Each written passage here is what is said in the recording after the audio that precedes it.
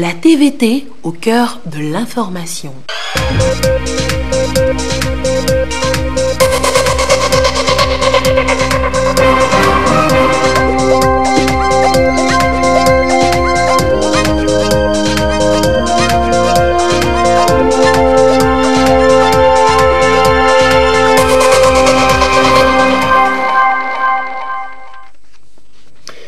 Madame, Monsieur, bonsoir, il est 20h. Dans l'actualité ce soir, l'OTR lance son service paiement des impôts en ligne. La plateforme a été présentée ce mercredi. Elle concerne principalement les grandes entreprises. Les législatives du 20 décembre approchant, jour 2 pour la campagne électorale. Débats contradictoires, opinions divergentes. Beaucoup se laissent parfois aller à l'extrême. Comment éviter donc les dérapages? Nous posons la question ce soir. Et puis sport, football, pas de remontada pour Gomido FC du Togo face à l'AS Coton du Tchad. Le club de Kpalimé n'a fait mieux qu'un nul, mais un match nul cet après-midi à Lomé après sa défaite 0 but contre 2 en Djamena la semaine dernière. L'aventure en Coupe CAF s'arrête donc pour le club du Togo. Et voilà, madame, monsieur le sommaire, bienvenue aux 20h. Oui à la compétitivité, non à la concurrence déloyale. L'Association des industriels de la filière oléagineuse de l'Union européenne et de l'Union monétaire ouest-africaine est préoccupée. Elle tient à Lomé depuis ce mercredi sa 18e Assemblée générale.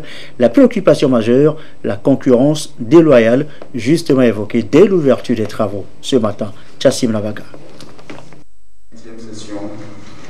La question de la compétitivité et de la concurrence déloyale préoccupe au plus haut niveau les patrons des industries de la filière oléagineuse de l'UEMOA. Réunis ici en Assemblée générale, ils explorent des pistes en vue de trouver des solutions à cette problématique qui menace leur secteur d'activité. Nous sommes préoccupés par, je dirais, une concurrence qui parfois sort complètement du cadre légal, du cadre loyal. Et on est confronté à une invasion parfois de produits de très très mauvaise qualité avec des fraudes multiformes. Nous sommes confrontés également à des problématiques liées à la qualité des produits eux-mêmes qui rentrent dans l'espace UEMOA et qui mettent justement en danger, je dirais, la santé de nos concitoyens. Il y a donc péril en la demeure. Voilà pourquoi des recommandations ont été formulées pour agir dans l'urgence afin d'assainir l'environnement commercial du secteur des oléagineux. De l'amélioration de la qualité de la graine de coton elle-même, de sa quantité et de sa disponibilité, parce qu'il faut de la matière première également à des prix suffisamment compétitifs. Il va falloir trouver des mécanismes de fixation justement de prix pour que dans l'espace UEMOA, on soit capable de produire finalement des produits compétitifs, capables de compétir en dehors de cet espace. En créant de la valeur ajoutée aux produits locaux, les industries contribuent à la croissance économique dans l'espace communautaire. Dans ce sens, elles méritent une attention particulière et soutenue de la part des gouvernants, a reconnu le ministre de l'Agriculture, de l'Élevage et de l'Hydraulique, le colonel Urokura Agadazi, représentant son collègue des industries. Il préconise un certain nombre de mesures pour accompagner la filière oléagineuse au sein de l'UEMOA. Le premier effort à faire, c'est au niveau de la recherche, pour pouvoir mettre à la disposition des producteurs de produits oléagineux, des semences qui puissent les rassurer sur les rendements qui sont attendus après moult efforts dans leurs exploitations. Le deuxième niveau, c'est la structuration de la filière elle-même. L'autre défi, comme je le disais, c'est justement la qualité de nos huiles. Au niveau du Togo, avec tout l'appui du gouvernement, notre société Nioto met à disposition des consommateurs et même à disposition des marchés extérieurs des huiles de qualité inédite. Les travaux de cette 18e Assemblée générale ordinaire de l'Association des industries de la filière oléagineuse sont doublés d'une Assemblée générale extraordinaire qui traite des orientations structurelles de l'organisation. L'Association des industries de la filière oléagineuse est créée le 4 juillet 2000 à Abidjan, en Côte d'Ivoire. Elle regroupe 12 sociétés et entreprises industrielles de la zone UEMOA. Plus besoin de vous déplacer pour vos formalités de paiement d'impôts. Je vous l'annonçais en titre tout à l'heure. L'Office togolais des recettes vient de lancer son service paiement des impôts en ligne. La plateforme a été présentée ce mercredi. C'est pour faciliter la tâche, surtout aux grandes entreprises. Les précisions de Carmen Madjiakapo.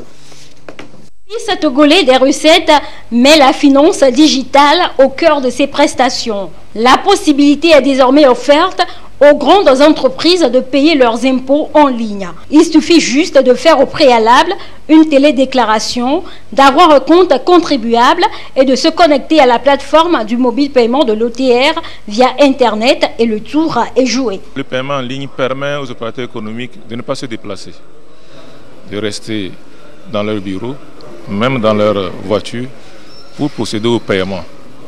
Ceci participe à la modernisation de la gestion de l'impôt et à la stratégie de développement des administrations fiscales au niveau de notre pays. Pour le moment, Ecobank a mis en place une plateforme pour nous faciliter le démarrage du paiement en ligne. Les autres banques aussi sont en train d'emboîter le pas. Le paiement mobile est un système direct et simplifié qui réduit les paiements en liquide, ce qui sécurise les recettes et protège le contribuable d'éventuels faux frais. Ce qui se passe est tout simple. Après s'être connecté au site de OTR, le contribuable, arrivé au moment du paiement, se connecte, est directement dirigé sur le site de Ecobank et en ce moment, il suit les étapes. Le système lui ramène les références de la déclaration, les montants, tous les éléments qu'il faut et en ce moment, il peut valider et payer. Ensuite, il peut imprimer son reçu et télécharger la quittance depuis le site de l'OTR. Ce nouveau mode de paiement est le bienvenu selon les grandes entreprises car il fait gagner en célérité des opérations et en sécurité. Nous pensons que c'est une très bonne initiative parce que des fois pour le paiement des impôts, c'est de grosses sommes d'argent et que si nous n'avons pas de chèque, nous sommes des fois obligés à nous déplacer avec de la liquidité. Donc le télépaiement que l'OTR a lancé aujourd'hui vient apporter de l'eau à notre moulin en ce qui concerne le paiement des impôts. Ça peut nous faciliter beaucoup plus le paiement. Ce service de paiement des impôts en ligne est pour le moment ouvert aux grandes entreprises qui sont aujourd'hui environ 50 au Togo et font un chiffre d'affaires de plus d'1 milliard de francs CFA. Il sera bientôt étendu aux moyennes entreprises, puis généralisé à tous les contribuables. Et face à d'autres opérateurs économiques ce matin, à la foire Togo 2000, l'OTR est revenu sur le consentement volontaire à l'impôt. C'était lors d'une rencontre B2B. Lucassi. Des rencontres B2B portées par le Centre togolais des expositions et foires CTF pour promouvoir davantage les activités des exposants. Elles se veulent un creuset d'échanges d'affaires qui permettent aux différents exposants et opérateurs économiques ici présents de nouer des liens de partenariat. Ceci afin d'avoir des financements, d'assurer la distribution de leurs produits et services, ainsi que d'acquérir des représentations dans diverses villes et pays. Nous sommes dans l'agroalimentaire. On a mis sur pied un jus appelé Juro, le jus du Rhône, que tous les Togolais consomment d'ailleurs. Et aussi le couscous du manioc. D'autres sont ici pour croiser les investisseurs. Mais nous on a déjà bénéficié de certains appuis de l'État. Donc la marchandise, il y en a. Donc pour cette rencontre, c'est pour croiser des partenaires qui pourront, des grossistes, qui pourront prendre en grande quantité nos produits. Nous avons tissé des relations. On a croisé certains partenaires. Donc si je suis ici, c'est pour avoir plus de partenaires. Nous, c'est la première fois de participer à des salons pareils. Nous venons du Congo-Brazzaville. Nous sommes sur les ascenseurs, la surveillance électronique. Nous attendons quand même avoir des bons contrats avec avoir des nouveaux partenaires dans ce salon. À l'issue de cette rencontre B2B, des signatures de contrats et de partenariats d'envergure sont attendues. 300 rencontres sont donc programmées à cet effet. Nous avons fait en sorte que on aura des informations sur les contrats en cours. Et nous avons mis en place un système de suivi qui nous permettra certainement l'année prochaine de vous dire, suite à cette rencontre d'affaires, on a eu en retour tel nombre de contrats qui ont été signés. Et on aura une idée sur les rencontres signées lors d'une édition. L'Office togolais des recettes OTR, chargé de collecter les taxes et impôts au profit de l'État, tout en accompagnant les opérateurs économiques, est érigé en parrain de ces rencontres B2B.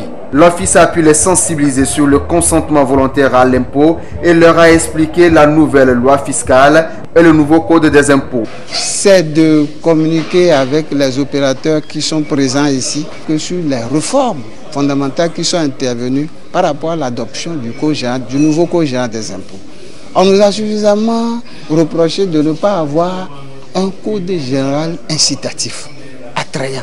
Nous leur avons montré les grands axes des réformes qui sont intervenus dans le nouveau code général des impôts et qui prévoient des mesures très incitatives, très attrayantes à l'endroit des opérateurs économiques. Ces rencontres B2B sont à leur 6e édition à la 15e foire internationale de Lomé. Et l'Office togolais des recettes a saisi l'occasion pour éduquer une fois encore les contribuables sur l'importance pour eux de payer leurs impôts et taxes à temps. Ça y est, c'est fixé le nouveau mécanisme du prix d'achat du coton. La nouvelle société cotonnière du Togo a actualisé ces données. Elles viennent d'être validées à Kara. Nestor Bouzou pour les précisions. Se basant sur les paramètres comme la fluctuation des cours du coton sur le marché international, l'ouverture de l'usine d'égrenage de Blita et les comptes d'exploitation, la nouvelle société cotonnière du Togo, NSCT, la Fédération nationale des groupements de producteurs de coton, FNGPC, et le gouvernement ont jugé opportun de passer à la révision du mécanisme de fixation du prix d'achat du coton. Le comité chargé de cette mission a fini son travail. Les acteurs de la filière sont à Kara pour valider le nouveau mécanisme. Il y a eu d'abord un atelier de prévalidation où les représentants de plusieurs ministères ont pu assister et aujourd'hui nous sommes à la phase de validation. Il est à noter, et c'est le plus important, en appliquant ce mécanisme, l'on aura pris en compte tous les équilibres de la filière, l'on aura pris en compte tous les paramètres et in fine pouvoir garantir un meilleur prix aux cotonculteurs. Parce que ce mécanisme prend en compte leur compte d'exploitation, ça prend en compte le rendement fibre, ça prend en compte donc le rendement même coton-graine. Les cotonculteurs le confirment. Avec ce mécanisme, il y a un prix d'équilibre. Personne n'est lésé et tout le monde trouve ses comptes. Mais par contre, le prix de la fibre n'est pas déterminé par les pays producteurs du coton africain. Donc c'est le marché international qui détermine le prix. Si le prix au niveau international n'est pas bon, du coup ça agit sur le prix dans les calculs du prix aux producteurs. Au regard de ce qui se fait pour rendre la filière cotonnière attrayante, le ministre de l'Agriculture exhorte les producteurs et les services techniques à redoubler d'efforts pour pouvoir atteindre les objectifs fixés pour 2022. Avec les engagements que nous avons pris dans le cadre de la stratégie de développement de la filière aujourd'hui, nous avons réalisé des emblavures de l'ordre de 185 000 hectares. Et à comparer avec ce qui avait été fait par les années passées, il y a eu cette avancée au niveau de la production. Mais il faut travailler davantage pour drainer le maximum de producteurs dans cette filière pour qu'on puisse réaliser les 200 000 tonnes attendues à l'horizon 2022. En tout cas, c'est les engagements que nous avons pris dans le cadre du PND. La NSCT dit être disposée à faire en sorte à assurer un encadrement de haut niveau, à collecter le coton, à payer les cotonculteurs en des temps records et à garantir des intrants en quantité et en qualité. Et dur, fumer du poisson tous les jours pour nous, notre régal. Ces productrices dans les savanes viennent d'être récompensées 530 000 francs CFA pour chacune. C'est pour inciter par ailleurs les jeunes. Reportage de Désiré Aloy. Dans des conditions hygiéniques. Elles sont des transformatrices de poissons dans la région des Savanes, heureuses aujourd'hui avec un appui consistant, des chèques de 530 000 francs chacun pour un montant global de 20 millions de francs CFA au plan national, à leur endroit pour accroître leur production en quantité et en qualité. Ce matin, je suis fier d'obtenir le chèque pour m'aider à faire le fourneau. Avec ça, je vais augmenter la production. Ça sera en quantité et en qualité. Et je vais vendre mieux.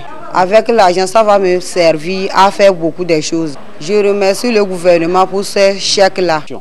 Un poisson mal conservé, mal fumé, se gâte rapidement, ce qui fait des pertes énormes en termes d'économie chez les femmes. Donc, suite à cette étude, des résultats de cette étude, le PASA a voulu intervenir sur la chaîne de transformation en améliorant les capacités des femmes fumeuses. À travers quoi? À travers le renforcement des capacités et aussi à travers l'amélioration de leur équipement. Donc cette activité a pour objectif principal l'amélioration de la santé de la femme qui travaille sur les poissons fumés et elle a également pour objectif d'améliorer la qualité de l'aliment que nous consommons au finish, au sorti de cette transformation. Ensuite, l'amélioration du revenu de ces femmes. Le Togo a opté le programme Péniazan et l'apiculture, un élément à intégrer. L'école africaine des métiers de l'architecture et de l'urbanisme tient la 36e session de son conseil d'administration. C'est depuis ce matin à Lomé. Les experts sont venus des 14 pays membres. Il est question essentiellement d'accompagner l'école dans sa mission de développement. Bikiliwe, Passaï, Nathalie Panegui. La prévision de la charge salariale de 2019 à 2023, la modernisation du campus, les nouveaux mécanismes de financement, autant de dossiers soumis à l'étude du comité des experts de la 36e session du conseil d'administration de l'EAMO, École africaine des métiers de l'architecture et de l'urbanisme. C'est pour donc permettre à l'institution régionale mature de 42 ans de maintenir le cap de l'excellence et mieux faire face à la compétitivité au plan mondial. Nous avons proposé un certain nombre de réformes qui vont bien sûr dans le sens de l'amélioration de l'offre de formation. Parce qu'une école de la taille de l'EAMO doit toujours perfectionner son offre. Donc nous avons fait un paquet de réformes pour que la formation ait de la qualité et permettre aussi aux diplômés d'être plus performants sur le terrain. Au-delà de sa contribution au renforcement des liens entre les 14 États membres, l'EAMO s'impose aujourd'hui comme un foyer de construction du leadership continental, non seulement par ses offres de formation technique, mais aussi par l'ouverture qu'elle offre aux jeunes diplômés. Les diplômés qui sortent de l'EAMO doivent répondre aux défis de la mutation rapide des villes aujourd'hui.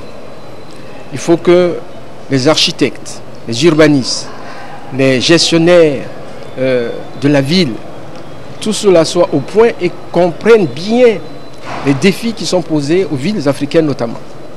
Et avec tous nos partenaires qui existent de par le monde, l'EAMO doit évoluer en tenant compte de ces différents défis. Selon le vice-président du conseil d'administration, Octave Nikwebrom, il faut former des cadres compétents qui puissent faire la fierté de leurs pays respectifs.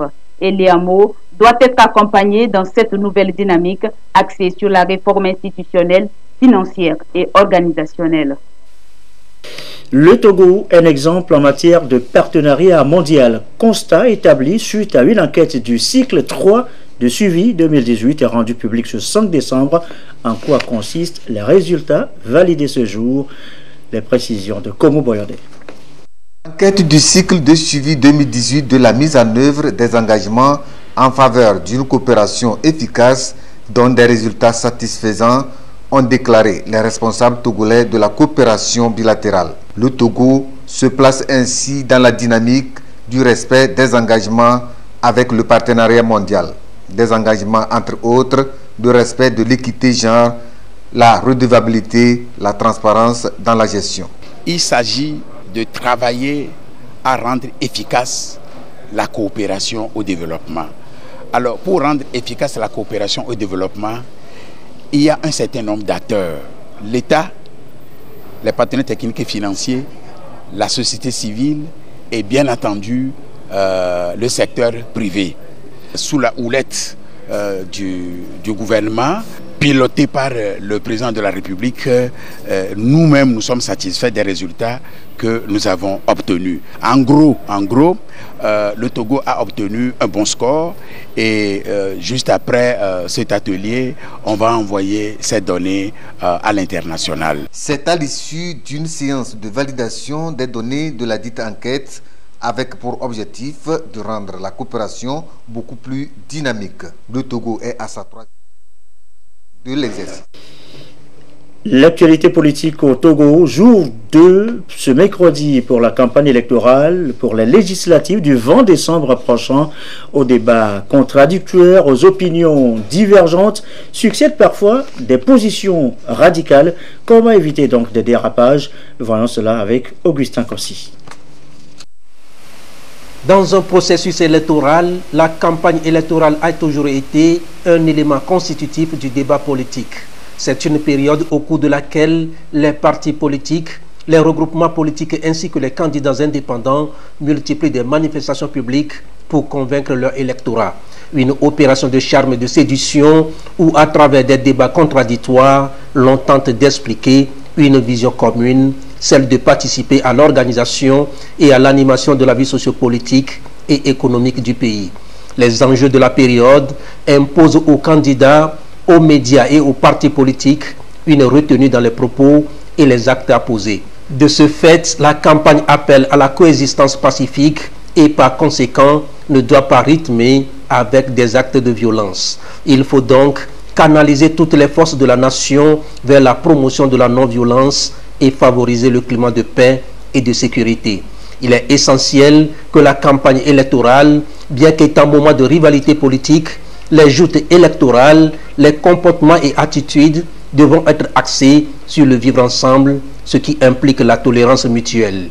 Les vrais enjeux électoraux doivent être compris dans le sens de la consolidation de la démocratie et de l'état de droit. Cela doit passer par le suivi d'un certain nombre de principes, notamment le respect de l'autre et de la chose publique. Pour y parvenir, des valeurs symboliques à s'approprier, la tolérance, la responsabilité et le pardon mutuel. Des valeurs qui doivent guider les pas de tous les acteurs au cours de la campagne électorale pour aboutir à une élection paisible. La sauvegarde de la paix pendant le processus électoral est donc le fruit mûr de l'unité que chacun doit apprendre à faire goûter aux autres. C'était le rêve, boire de l'eau potable eux aussi. Les habitants de Golovu dans le Haro sont aujourd'hui dans la réalité. L'ONG Compassion vient d'inaugurer sur place un forage d'eau potable. Le récit de Dodo Arrêt.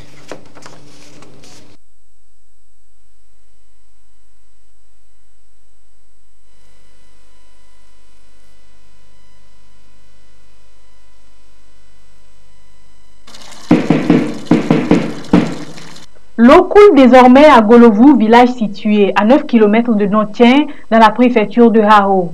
Les situations difficiles liées à la pénurie d'eau et plus encore à l'eau potable sont rangées dans les souvenirs. La cérémonie de mise en service de ce forage va transformer la vie de cette communauté, en particulier les enfants qui étaient sujettes à toutes sortes de maladies. Avant, là, nous buvons à Koto, à la rivière qui est à côté de nous. L'eau est très sale. Nous buvons comme ça. Il y a la diarrhée, toutes les maladies. Nous remercions Dieu aujourd'hui qu'on a trouvé l'eau potable qui peut nous donner la vie. Nous avons réalisé un forage de 85 mètres de profondeur avec un débit de plus de 9 mètres cubes. Mais au pompage, nous avons un débit d'exploitation de 9 mètres cubes. Ça veut dire, avec un polytank de 5 mètres cubes, le polytank de 5 mètres cubes, vous voyez, notre pompe débite 9 mètres cubes. En moins d'une heure, on remplit le polytank pour l'usage. Donc nous avons utilisé les panneaux solaires et la pompe en fonction du débit du forage et de la profondeur, pour qu'il n'y ait pas d'éventuelles pannes. Le projet d'accès à l'eau, à l'hygiène et à l'assainissement, en abrégé à Roche Pro, est ainsi lancé. Financé par Compassion Royaume-Uni à près de 400 millions de francs CFA, ce projet va couvrir 21 communautés de Haro. Nous avons 3 composantes. Dans la composante eau, qui est l'installation que nous venons de lancer, nous aurons également à aider pour les installations des sanitaires. 8 blocs dans chaque communauté. Et après ça, nous avons la composante ATC qui permettra à la promotion des bonnes pratiques d'hygiène. Compassion Internationale est une grande organisation chrétienne d'aide au développement de l'enfant. Elle assiste plus d'1 million d'enfants nécessiteux dans 26 pays d'Afrique, d'Asie, d'Amérique latine, entre autres. Au Togo, son partenariat avec les églises a permis à plus de 59 000 enfants de bénéficier de ces œuvres humanitaires qui visent à sortir les enfants des situations vulnérables en favorisant leur développement cognitif, social, économique et spirituel. Il est 20h25. La suite, ces travaux de recherche partent d'un constat. Seulement 1% des enfants en situation de handicap intègrent aujourd'hui le système éducatif. Pourquoi? Eh bien, Bouraïma Asimadou a justement fondé sa thèse sur la question, un travail qui lui a valu les félicitations du jury de Douaré. C'est vrai, la pauvreté entraîne le handicap aussi.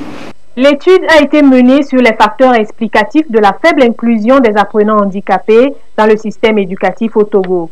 Un travail de terrain réalisé et présenté par le docteur Bouraïma Asmanou devant les doyens de la faculté des sciences de l'homme et de la société, les sociologues, les autorités universitaires et les étudiants. La pertinence du sujet et les démarches de l'impétrant ont séduit le jury qui d'ailleurs n'a pas tari d'éloges à l'endroit du désormais docteur. Dans le document, il relève les différents facteurs qui expliquent la faible scolarisation des enfants handicapés au Togo et les difficultés rencontrées par ceux d'entre eux qui arrivent à intégrer le système éducatif. Cette recherche a pour but de contribuer à améliorer le système éducatif togolais en prenant en compte les besoins spécifiques des élèves et étudiants en situation de handicap. Les résultats auxquels nous sommes parvenus montrent que plusieurs facteurs expliquent la faible inclusion des apprenants handicapés dans le système éducatif au Togo. Il s'agit principalement des barrières, c'est-à-dire l'accessibilité des bâtiments, le matériel didactique et la formation des enseignants, le manque de moyens financiers et après le type et le degré de la déficience aussi en est quelque chose. Et donc nous avons voulu apporter notre modeste contribution et pour que les personnes handicapées soient réellement incluses dans le système éducatif au Togo. Exposé clair, document très instructif et bien écrit, Bouraïma Asmanou a présenté des approches de solutions pour venir à bout des difficultés liées à l'éducation inclusive, à l'origine sociale, aux préjugés et à l'établissement scolaire. Un handicapé visuel devenu docteur en sociologie de l'éducation avec mention très honorable, la démarche invite à plus d'actions pour un taux de scolarisation élevé des personnes handicapées au Togo. Bel exemple donc qui tronche avec la réalité. Et dans la foulée, les échos de cette rencontre régionale sur justement la situation des personnes, en situation de handicap. Que retenir de cette rencontre? Le compte rendu de Nathalie Panegui. Je pense qu'il est important. Les délégués des bureaux nationaux de CBM des pays de la sous-région ont répondu à cette rencontre pour mutualiser leur savoir et savoir-faire en vue de convenir d'une meilleure approche concernant les moyens de subsistance pour les personnes handicapées. C'est pour interroger d'abord nos pratiques. Nous avons des pratiques en matière de moyens de subsistance dans tous les pays. Une fois qu'on les interroge, au-delà, donc on va regarder aussi ce que font d'autres organisations dans la région. Donc notamment, on a invité la Fondation Strom du Mali, INADES du Togo et bien d'autres organisations pour qu'elles viennent aussi partager leurs expériences. Les moyens de subsistance, c'est tout ce qui permet aux personnes vulnérables en général, les personnes handicapées en particulier, de faire face à leurs besoins économiques et sociaux. Donc notamment, ce sont les activités génératrices de revenus, les questions d'emploi formel et informel, les questions de pratique d'agriculture pour pouvoir faire face au problème d'insécurité alimentaire, tout ce qui permet à la population vulnérable d'être résiliente vis-à-vis des problèmes de développement. Le directeur régional de CBM Afrique de l'Ouest et du Centre s'est réjoui de cette rencontre et a exhorté les participants des différents pays à donner le meilleur d'eux-mêmes. C'est une opportunité pour nous tous de contribuer à la réflexion et de contribuer au développement des stratégies et approches qui sont spécifiques à notre région. Il est important d'avoir des approches globales Mais il est aussi important de faire en sorte que ces approches soient informées par les réalités de notre contexte. Et la diversité de la participation dans la salle me réconforte dans l'idée que nous allons avoir un produit qui reflètera les réalités de notre région. La coordination de CBM Togo Bénin appuie le gouvernement togolais dans plusieurs projets de promotion des personnes handicapées et sur l'éducation inclusive. Dans le reste de l'actualité, le Centre caribéen d'expression et de mémoire de la traite et de l'esclavage sur les traces de l'histoire, la grande histoire. Le Togo accueille justement ses membres pour un devoir de mémoire. Les sites touristiques du pays font remonter à l'occasion les souvenirs de ces hommes et femmes en route pour l'autre monde. Visite guidée en compagnie de Gérald Aoudou. Les responsables du projet Memorial Act font le repérage des vestiges liés à la traite négrière dans l'histoire du Togo. Pour ce faire, des sites, notamment la maison des esclaves à Agbodrafo dans la préfecture des Lacs, le puits des Enchaînés, encore appelé site de bain rituel de purification des esclaves avant leur embarquement pour le Nouveau Monde dans la seconde moitié du 19e siècle, et le musée national ont été visités. Nous qui sommes descendants directs de cette histoire de l'esclavage, qui sommes venus de ces pays d'Afrique, avons été transportés à travers ce passage du milieu tragique et difficile pour vivre ensuite sur ces terres, eh bien nous sommes persuadés que pour comprendre le XXIe siècle, pour construire ensemble l'avenir, nous allons avoir besoin de toutes les énergies, de toutes les forces, de chacune et de chacun. Et pour cela, qu'il convient de connaître notre histoire. Nous, Guadeloupéens, nous, Caribéens, nous, Américains, nous, Africains, nous, Européens, quelle histoire avons-nous en commun et comment, à partir de cette histoire, pouvons-nous éviter qu'elle se reproduise dans l'avenir. Le projet Memorial Act ou encore Centre caribéen d'expression et de mémoire de la traite négrière et de l'esclavage a été mis en œuvre en Guadeloupe, territoire français d'outre-mer, en 2015. Aujourd'hui, l'initiative se veut un cadre ambitieux de coopération entre les peuples victimes de la traite négrière dans l'histoire, que ce soit en Afrique ou dans les autres continents. Nous nous sommes envolés de ce continent par la force des choses pour aller créer d'autres Afriques en Caraïbes, et il est important que nous puissions retourner, que toute la diaspora, et donc nous, avec cette diaspora, vers le continent originel qu'est l'Afrique, pour mieux le connaître et finalement mieux nous-mêmes nous connaître, et qu'ils nous connaissent aussi mieux, qu'ils connaissent mieux donc leur diaspora, et que nous voyons, nous étant retrouvés, ce que nous pouvons justement faire de fort ensemble dans des différents champs de la vie culturelle, sociale, économique. Il y a donc la place bien sûr pour tous ces champs-là, comme toute bonne coopération, être aussi mutuellement avantageuse, mutuellement intéressante. La délégation est attendue au Bénin et au Ghana dans les prochains jours pour la même visite dédiée à la mémoire collective de l'esclavage et de la traite ouverte sur le monde contemporain. Et à suivre à présent dans cette édition, le ministre de la fonction publique, du travail et de la réforme administrative porte à la connaissance du public qu'il est ouvert à l'intention des Togolais des deux sexes un concours de recrutement de fonctionnaires pour le compte du ministère de la Justice et des Relations avec les institutions de la République. Les dossiers de candidature seront déposés à Lomé, au cabinet du ministre, face à l'hôtel Palm Beach, et à Kara, à la direction régionale du travail et des lois sociales de Kara, à partir de lundi 17 décembre 2018. La date limite de dépôt des dossiers de candidature est fixée au mercredi 16 janvier 2019 à 17h. La date de l'écrit est prévue pour le 30 janvier 2019. Et puis sport, je vous l'annonçais en titre sport football, pas de remontada pour Gomido FC de Palimé, déjà battu à l'aller, 0 but contre 2. Le club de Palimé n'a pu faire mieux qu'un match nul cet après-midi, un but partout. L'aventure s'arrête donc pour Gomido en coupe CAF.